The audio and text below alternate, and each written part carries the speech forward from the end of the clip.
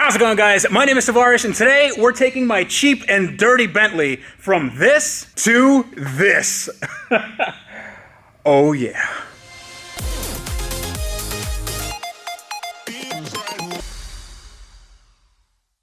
So if you guys are new to the channel, thank you so much for watching. I really hope you enjoy it. I'm enjoying this view right here. Well, I'm gonna enjoy it in a little bit because I got some help today. What's going on, man? This is Anthony from the Rag Company, and he's here to clean up my Bentley. My Bentley's really dirty today. Am I working today? Is that what's happening? I thought we were hanging out. We're doing more than hanging out. He's the head, not the head, you're the host of the Rag Company on YouTube and social media and all that stuff. And you make videos about detailing cars. Yeah, so we make all sorts of videos involving detailing, everything from just talking about detailing to detailing tips, techniques, tricks, all that stuff. Cool. And so hopefully we'll be able to apply most of those things that we teach on the channel to this car to transform this thing. All right, so if you guys aren't familiar with this car, this is my 2004 Bentley Continental GT. It needs a lot of work. It might look okay from 10 feet away, but take a look at that. It's, these are cloudy, this is all dusty. This has been in Russian hands for the last 10 years, and honestly, it's in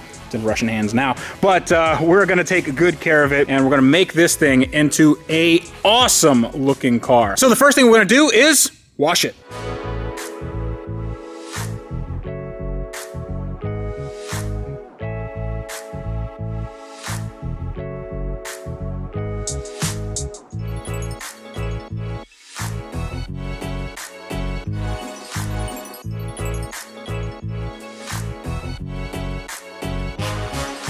All right, so we got our bucket full of water because I don't actually have a hose in the shop. And Anthony's gonna explain what he got right there. So most people are probably looking at this and thinking, one bucket of water, like what are you gonna do with that, right? So one bucket of water, multiple towels, and we're gonna be using optimum no rinse. So this is called the multi-towel method, where basically what we're doing is we're creating a solution, a wash solution, which after we pre-spray this vehicle here, we're gonna be pulling towels out one at a time, and we're gonna be pulling out a lot of towels and not reintroducing those dirty towels back into the bucket. Which means every single square inch of this car is gonna have a new towel on it with the proper solution, so we don't have to reintroduce that dirt back onto the paint. So this is an easy way to do it. Again, multiple towels using Optimum No Rinse, and so this dilutes pretty well. So there's 4 gallons of water in here, which means we're gonna do 4 capfuls. This stuff smells great. You want to smell this? Smell it. Ooh, that smells like, right? Yeah, it smells like bubble gum or something. It smells so good. I love this stuff. Do not drink it though. Don't drink it. Don't drink it. You're gonna get really sick. Ask me how I know. So everything we're gonna be doing is revolved around this system right here, and you guys will see that throughout the rest of the video. So I have a question. So what happens with all the dirt and grit and stuff that gets in there?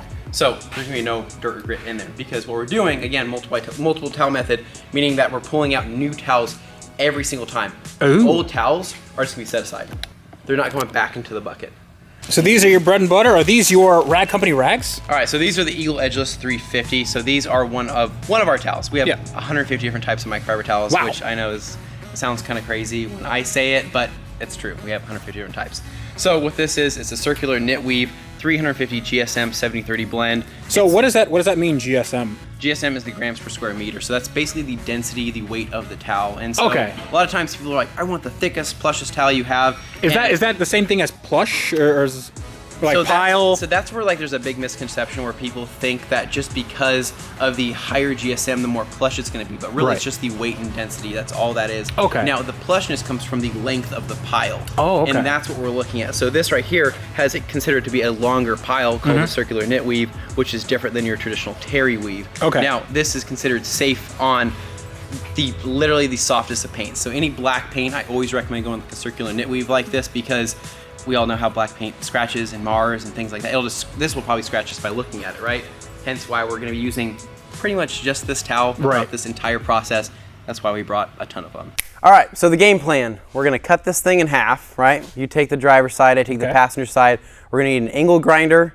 We're gonna need a buzzsaw, a bunch of other things. You got that? I'm scared. You should be scared. So what we're actually gonna be doing is we're gonna basically split this up to where he knocks out that side, I knock out this side, but I'm gonna give him a rundown on the wash showing him what we're gonna be doing. So what we have here is 2 IK multi-sprayers full of O&R. So that mixture of O&R is a rinseless wash is what we're using. So that is what's inside here. You might wanna pump that down, it looks a little weird. There's a plunger, it feels like something's gonna explode if I do this. No, you're totally good.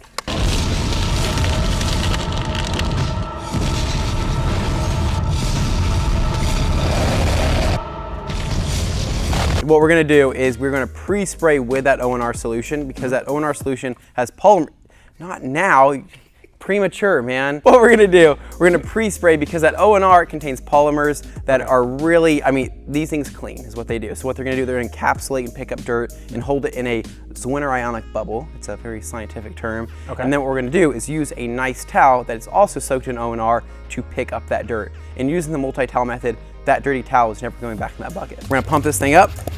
It is a pump sprayer. You do have to pump it up. It looks odd when you have two guys doing it. I'll race you. Oh, you've already released. So, oh, that sounds weird as well. So, this, I have released, ladies and gentlemen. when you pump it up to max pressure, there's a release valve on here that hisses at you. And so you're good to go. I'm good to go. So we're gonna come over here, split this up. Ooh. Yeah, I know, it's excited to see you. So we're gonna go ahead and just mist that on. Pretty cool. And what this is doing, this is actively beginning to clean. It's beginning to encapsulate and pick up that dirt and hold it in that bubble like I was telling you about. So how much is too much? Is there any sort of Nope. rule of thumb? There's no such thing as too much, but the point of a rinseless wash is that we can do it indoors in a garage like this without making too much of a mess. I mean, we're gonna have very minimal runoff here, and that's kind of the beauty of it. So I do all my washes at my house with this stuff in my garage. It smells so good. It smells so good. Don't drink it. Please don't do that. We can't have another guy die on the show. So we're gonna rinse this out to where it's not soaking. It's just kind of like that lightly damp, about right there. Okay. Can you feel the wetness? Yeah. It's really absorbent. It feels like a wet cat, like a wet cat or a wet dog. Do you often feel wet cats? Yes. In my line of work. What kind of show is this? Also, another thing I noticed about these towels is that they don't actually have edges, like Edgeless, yeah. Yeah, they're edgeless, and really interesting because all the towels that you buy at any auto parts store, they're gonna have those stitched edges. Welcome to 2018. Oh crap, it's 2019. Okay, Did so you forget what year it is? I always do. So we're gonna go ahead and fold that into fourths there. Okay, I wasn't great at fractions, but I am great at folding. Okay. there we go. So one more. Yeah, there you go. Okay. One more. So coming from here, we're gonna make one wipe, and there you go. Flip it. Wow. So see all that dirt. Yeah, that's a lot. And then again, so we flip the towel over. Now we have a brand new side. Like that. Yep. Okay. And we're gonna go through, wipe it down, all the way through. Again, more and more dirt. Now what's cool is we're gonna take that side, flip it to the other side, and voila. Okay. It's like, you know what I mean? It's common sense, but it's Right. not common sense to a lot of people. So this literally is one of the safest things you can do. So we're gonna wipe again, and then once you get good at it, you'll start going a lot faster. And rewipe So is that it area.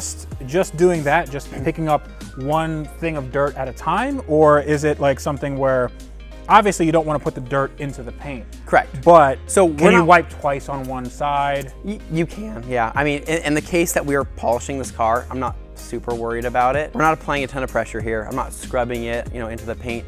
However, this towel, being one of the safer towels to do for this method, Yeah. there's not much damage you could do. Okay. So, but now we have this whole other side here, right? That's true. So flip that, do and we that have the same way. 4 more sides to work with. Flipping that over, and we'll be able to knock out this whole hood here, as well as this top portion of the fender.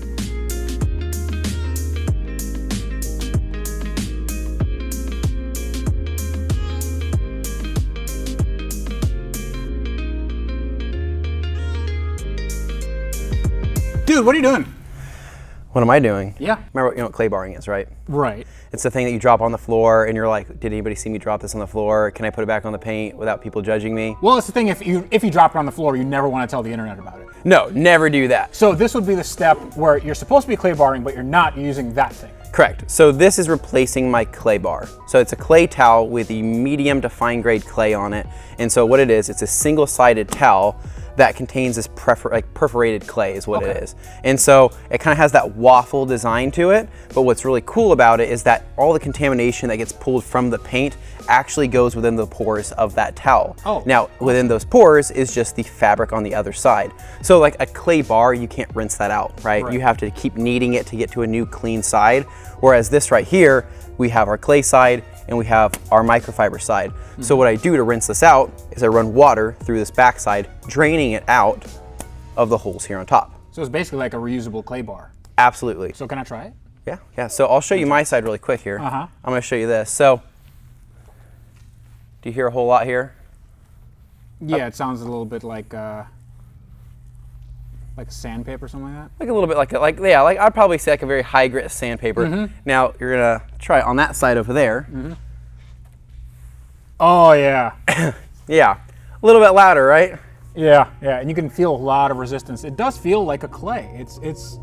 Yeah, no, it's absolutely going to decontaminate the paint, because basically what we're doing is we're pulling out the contamination out of the pores of the paint, because paint is very porous at a microscopic level. It's a bunch of peaks and valleys. Now when the contamination sits within those peaks and valleys, it actually messes up with the overall reflection of light, meaning that once we clean out those pores, we're going to get more depth and more gloss to the paint. Okay. So that's the whole point of claying, is where people say, my car looks shinier after claying. Well, yeah, because you probably removed a lot of that contamination that was on the surface. However, when claying though, with a clay bar, typically people are actually introducing scratches and marring into that paint because they don't polish afterwards.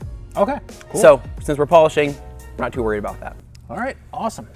Wow, this stuff is really cool.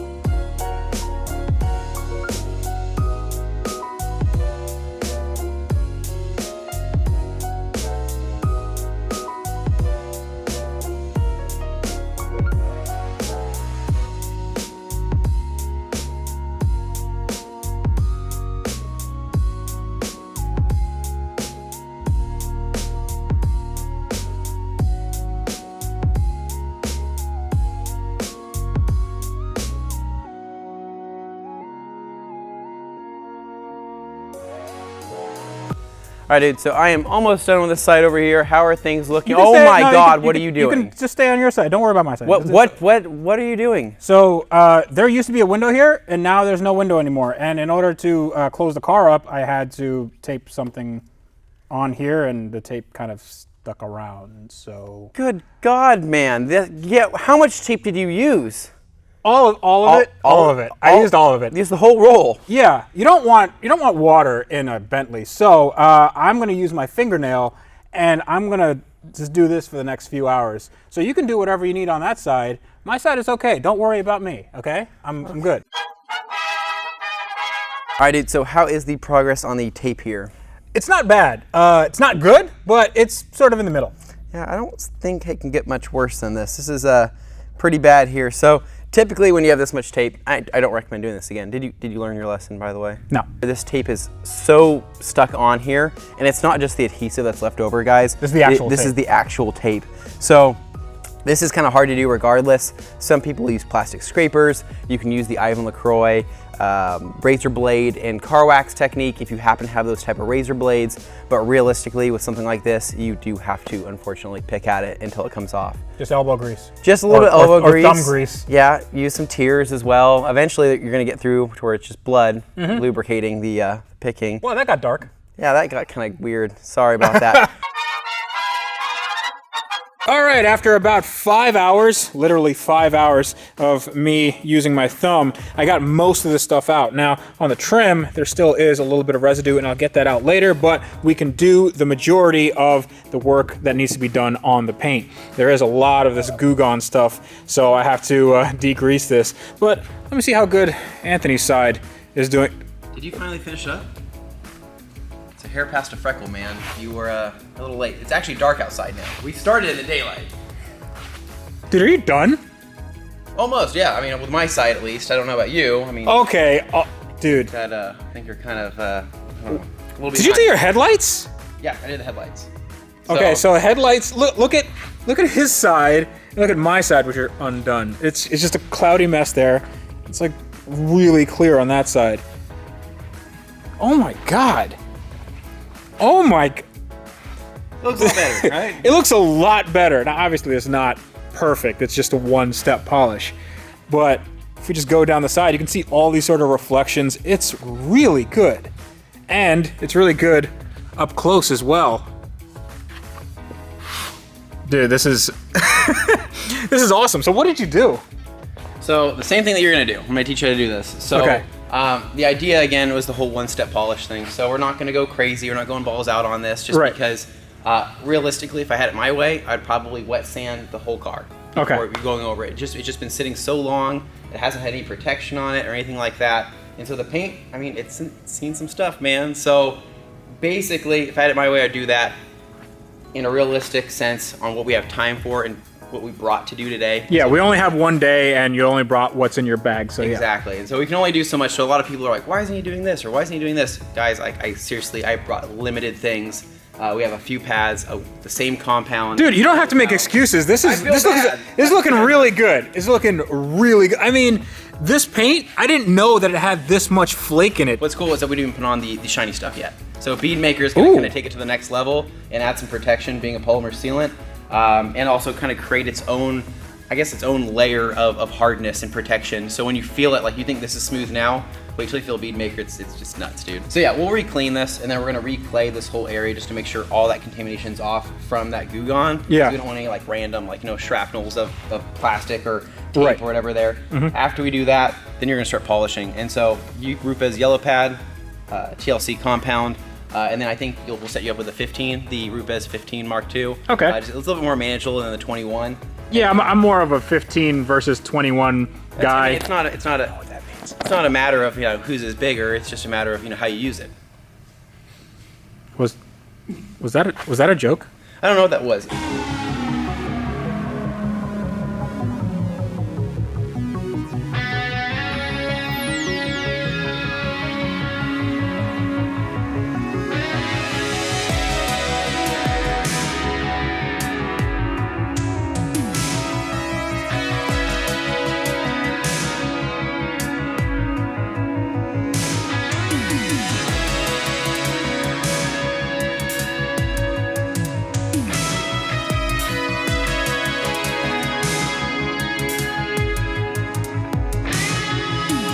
Okay, so that step is complete. I have washed and clay barred and got most of the contaminants out of the paint. Obviously not all of them, because you still see some residue left from the glue and whatnot, and the tape and all that stuff. But this should all be able to be, well, polished out. And Anthony has removed the tape so we can see a before and after. Now, right here, this is just a regular wash and clay, and you can already see that it looks a little bit better, but Anthony has this fancy... I got the fancy light, all right? You got the fancy light. So we're gonna go dive a little deeper. Yeah. So here we go, this side first. Oh yeah, okay, so you can see that there's a lot of swirl marks and some deeper scratches, all that stuff. The deeper scratches we're not really gonna do much about, because we're not gonna be doing any sort of wet sanding or anything like that. So that's one of the sides that's undone, and then you go over here, and then you can see right away that a lot of those swirling has gone away, and it's a lot deeper. You can see the flake in the paint. It's really quite nice. Yeah, you can see you. Yeah, it's you. Right. Look at it. Hey, hi. Now all we have to do is polish the rest of the car. We have to clean the tires and wheels. We have to clean the headlights, and then I think we're gonna be done. What do you think? Well, we gotta seal it first, and then we'll be done. Fine.